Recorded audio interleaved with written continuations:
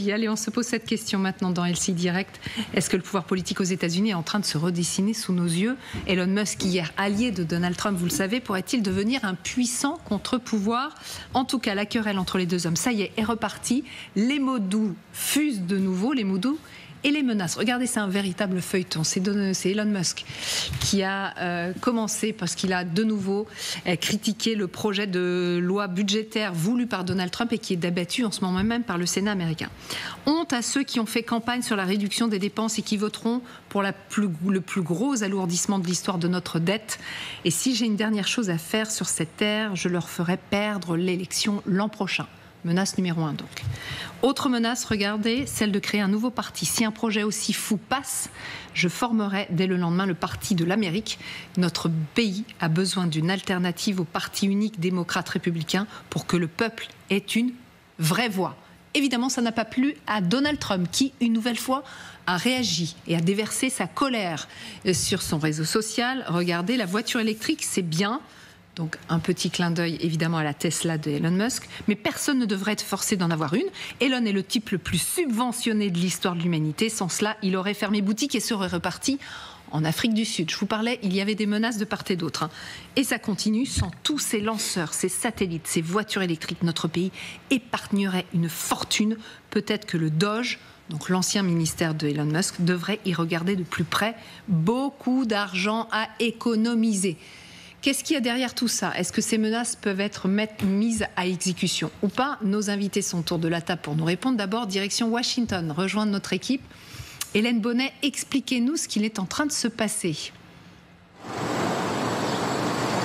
Écoute, on avait le sentiment qu'il y avait une trêve entre Elon Musk et Donald Trump, parce qu'il y a quelques jours encore, Donald Trump disait qu'il n'avait pas vraiment de nouvelles d'Elon Musk et il revenait sur ses anciennes critiques en disant qu'il avait été trop loin. Mais bon, on n'entendait plus Elon Musk pendant plusieurs semaines. Et puis hier soir, le patron de Tesla a envoyé toute une salle de messages où il a critiqué la belle et grande loi de Donald Trump. Vous savez, c'est cette Big Beautiful Bill, ce projet de loi budgétaire que Donald Trump veut à tout prix faire passer d'ici le 4 juillet, le jour de la fête nationale. C'est une loi qui doit lui permettre de déverrouiller tout son programme politique, de le financer.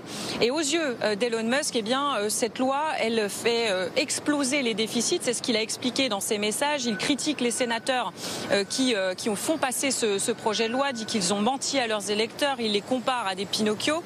Il explique, et vous l'avez mentionné, qu'il va créer, si cette loi passe, un autre parti, le parti de l'Amérique. Alors, il ne critique pas directement, il ne mentionne pas Donald Trump, mais évidemment, le président des États-Unis l'a pris contre lui et il a répliqué, il a menacé Elon Musk de supprimer toutes ses subventions, que le Doge allait enquêter sur les contrats qu'il a entre ses entreprises et le gouvernement fédéral. Et il a laissé entendre que si Elon Musk critiquait autant cette loi, c'est parce qu'il allait y perdre. Il allait perdre notamment des crédits d'impôt qui lui permettent de vendre des véhicules électriques. Donc on voit qu'il y a un vrai conflit qui s'est installé entre les deux hommes qui ne sont plus du tout en phase. Et ce que dit la presse, c'est intéressant ici, c'est qu'en fait Elon Musk n'est pas vraiment en position de force. Il est assez impopulaire, il perd de l'argent dans cette histoire avec des actions qui chutent, les actions de Tesla notamment. Et celui qui a le pouvoir et la force ici, eh bien c'est Donald Trump, parce que c'est lui le président des États-Unis et c'est lui qui est en mesure de prendre des mesures de rétorsion contre le milliardaire. Merci beaucoup Hélène, avec Arthur Grolet pour les images. Et figurez-vous que Donald Trump a de nouveau pris la parole. Alors c'est vrai qu'il a posté ses messages au cours de la nuit. Cette fois il s'exprime. Il est parti en Floride pour inaugurer ce fameux centre de rétention pour les migrants. Vous le savez, c'est cet Alcatraz des alligators, voilà comment il l'a surnommé. Et donc au départ, il a parlé d'Elon Musk. Écoutez. Vous savez, il est obsédé par le fait de perdre les subventions pour les véhicules électriques. Il est très contrarié par ça. Mais vous savez qu'il peut perdre plus que ça. Je peux vous dire, dès maintenant, qu'Elon peut perdre plus que ça. Mais Elon est très contrarié par le fait que la subvention pour les véhicules électriques va être résiliée. Et vous savez quoi? Quand vous regardez ça, tout le monde ne veut pas d'une voiture électrique. Je ne veux pas de voiture électrique. Je veux une voiture à essence. Peut-être électrique. Peut-être hybride. Voilà donc la dernière réponse de Donald Trump. Je disais que c'était un feuilleton, c'est presque un soap-opéra. Est-ce qu'on reprend les menaces les unes après les autres ou peut-être vous avez une préférée que vous voulez analyser? On commence par qui? Par Elon Musk? Est-ce qu'il a un vrai pouvoir de nuisance ou pas? On les reprend, ces menaces. La première, c'est de faire perdre les élections l'an prochain aux sénateurs qui voteraient cette fameuse loi budgétaire. Alors, on le rappelle, c'est un texte là qui prévoit d'augmenter de façon inédite le plafond de la dette américaine de 5 000 milliards de dollars. Vous votez ça, je fais en sorte que vous perdiez les élections l'année prochaine. Il en est capable? Alors, mettons-nous un instant dans la tête d'Elon Musk, même si c'est pas facile. Pas facile. Il est viscéralement contre les dépenses fédérales. Il a cru pouvoir se lancer en politique dans la foulée de Donald Trump avec le fameux DOGE, le département à l'efficacité gouvernementale, pour sabrer dans toutes les dépenses. Alors, il a dû quitter la Maison-Blanche, les résultats n'étaient pas du tout au rendez-vous. Mais aujourd'hui, quand il voit Donald Trump et sa Big Beautiful Bill faire exploser le plafond de la dette, mais viscéralement, il est complètement opposé à cela. Ça le rend fou furieux. Et c'est pour ça qu'on pensait qu'il y avait eu, comme le disait Hélène, une accalmie depuis quelques semaines.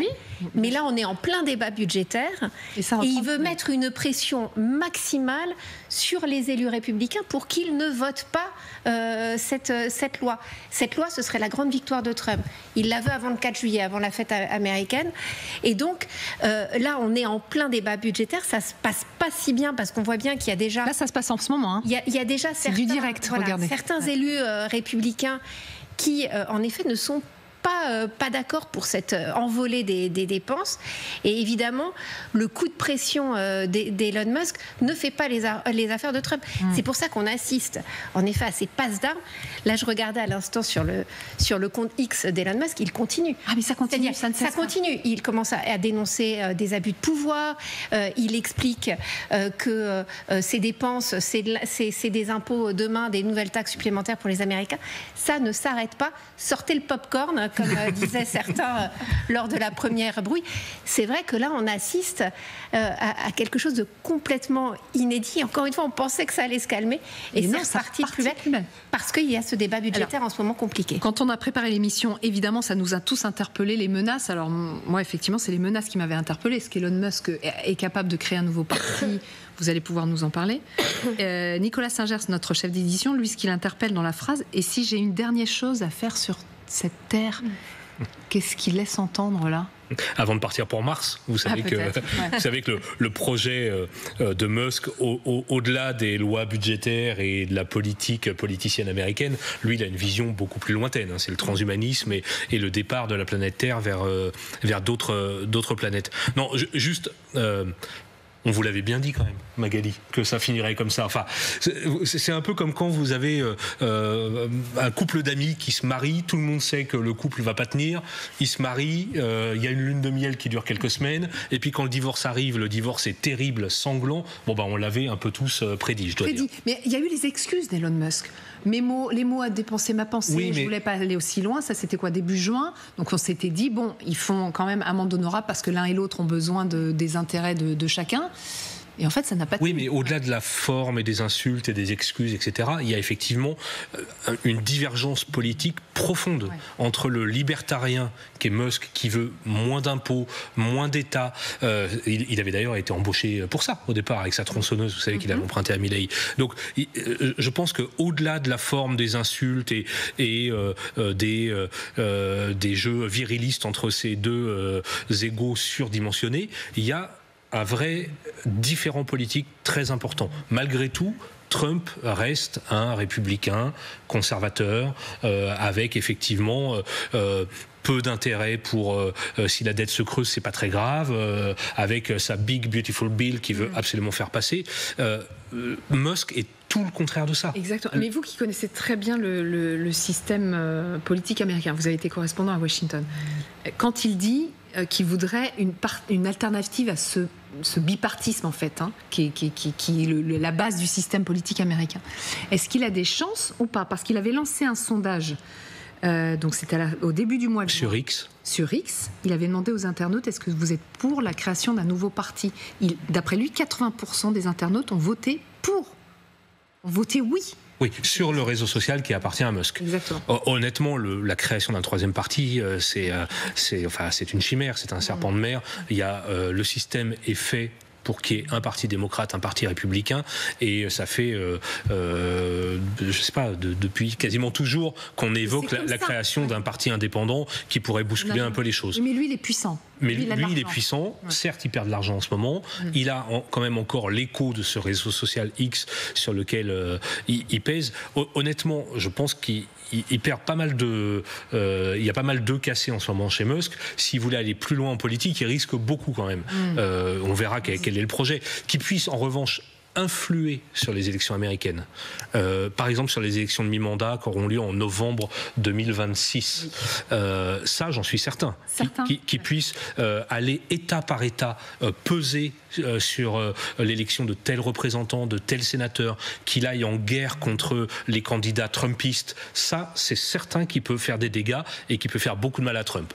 Lancer un nouveau parti politique pour casser ce système qui existe depuis la création des États-Unis, j'y crois moins. Ouais, peser sur une élection, il l'a déjà fait justement, avec l'élection de Donald Trump. Oui, mais quel est son poids réel en politique ? Parce que quand même, Musk, il a débarqué en politique comme cela, il n'est quand même pas resté longtemps, et maintenant on a l'impression qu'il veut reprendre une vie politique, alors qu'il a peut-être des choses beaucoup plus importantes à faire avec ses entreprises. Et puis effectivement, comme vous venez de le souligner, quand même, le président des États-Unis a quelques moyens.